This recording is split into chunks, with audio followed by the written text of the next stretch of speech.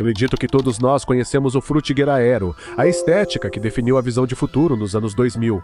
Mas antes dele existir, a tecnologia tinha um visual completamente diferente. Era tudo metálico, cheio de texturas pesadas, luzes frias e uma atmosfera de ficção científica que fazia qualquer aparelho parecer uma tecnologia alienígena.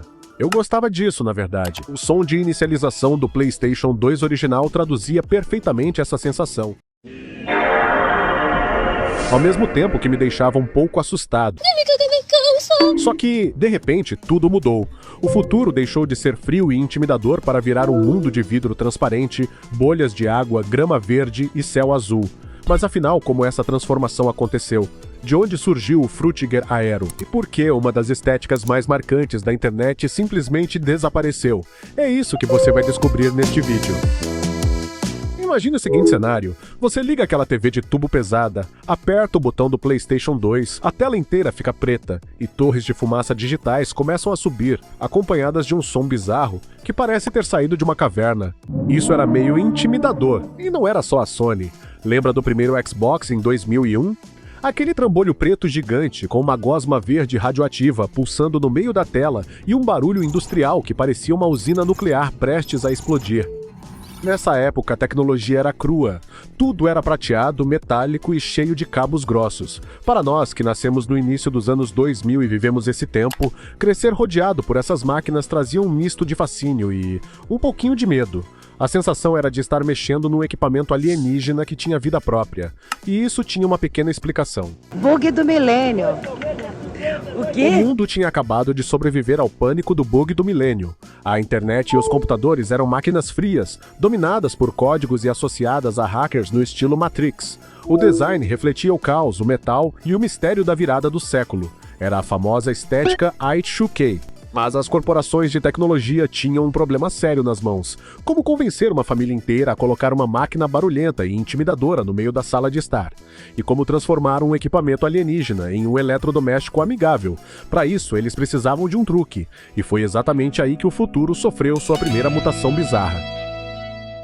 Mas por que o design ficou tão exagerado com bolhas, grama verde, reflexos de luz? A verdade é que isso era tudo um plano corporativo de usabilidade. Sob a liderança de Scott Forstall, a indústria adotou de vez o esquemorfismo. Esse é o nome técnico para quando um objeto digital imita os materiais do mundo físico. O bloco de notas do iPhone parecia um caderno de couro com folhas de papel amarelas. O aplicativo de bússola parecia uma bússola de metal de verdade, com sombras dinâmicas. A lixeira do PC parecia de acrílico real. Eles criaram uma utopia digital de mentira. A ironia máxima era que nós estávamos sentados na frente de um PC superaquecendo, com o cooler gritando feito turbina, mas a tela mostrava um paraíso pacífico, cheio de auroras boreais. A tecnologia tinha ganhado uma alma, ou, pelo menos, era o que achávamos. Mas o nosso aquário perfeito estava prestes a rachar, e o culpado foi o próprio smartphone. No início dos anos 2010, rodar sombras complexas, texturas 3D e reflexos espelhados era lindo em um PC de mesa ligado na tomada.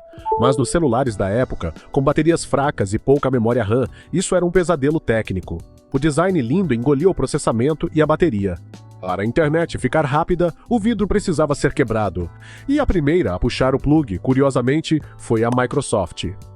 Em 2010 e 2012, muito antes da Apple, a Microsoft lançou o Windows Phone 7 e o polêmico Windows 8 com a interface Metro. Eles arrancaram todo o vidro e jogaram na nossa cara blocos sólidos de cor. Sem sombras, sem relevo. A inspiração deles foi o design suíço, de placas de trem. Foco apenas no texto e na eficiência. O público odiou, mas eles estavam certos sobre o futuro. Na Apple, uma guerra civil acontecia nos bastidores. Scott Forstall amava o couro e o vidro, o esquemorfismo. Mas o chefe de design de hardware da Apple, o lendário Johnny Ive, odiava aquilo. Ele achava brega. Em 2012, a Apple demitiu Forstall. Johnny Ive assumiu o controle total e no ano seguinte lançou o iOS 7. E como resultado, o aplicativo de notas perdeu o couro. Os ícones foram achatados com um rolo de massa. A interface virou um painel plano de cores neon brilhantes. Para fechar o caixão do Frutiger Aero, em 2014, o Google lançou o Material Design, um manual militar rigoroso ensinando o mundo inteiro a desenhar aplicativos em camadas de papel digital sem texturas reais. Foi assim que nasceu o Flat Design. O design não foi alterado por questão de arte, mas pela necessidade fria e técnica de velocidade e adaptação em qualquer tamanho de tela. Eles deixaram a internet hiper rápida, mas arrancaram a alma do software no processo. E assim, caímos na era da padronização total. Na prisão minimalista. Olha para a tela do seu celular agora. O Instagram, o TikTok, todos parecem rigorosamente o mesmo aplicativo. Fundos em modo escuro puro, fontes genéricas, botões planos. A tecnologia hoje é higienizada, mas é anestesiada. Nós saímos de uma época em que cada programa era um universo, com temas customizáveis e personalidades, para um mar de caixas cinzas desenhadas puramente para te prender num feed de rolagem infinita. O design deixou de ser sobre encantamento e passou a ser focado 100% em retenção de usuário. É por isso que o Frutiger Aero causa tanta nostalgia. Não é só saudade de jogar no PlayStation 2, é saudade de um momento da história em que a humanidade olhava para o futuro digital com otimismo. E você? De qual interface, som ou visual dos anos 2000 você sente mais falta? Comenta aí embaixo pra gente trocar essa ideia. Se você segurou o like até aqui e acha que valeu o seu tempo, instala o dedão no botão, confere a sua inscrição e compartilha com quem viveu essa época. Um grande abraço e até o próximo vídeo.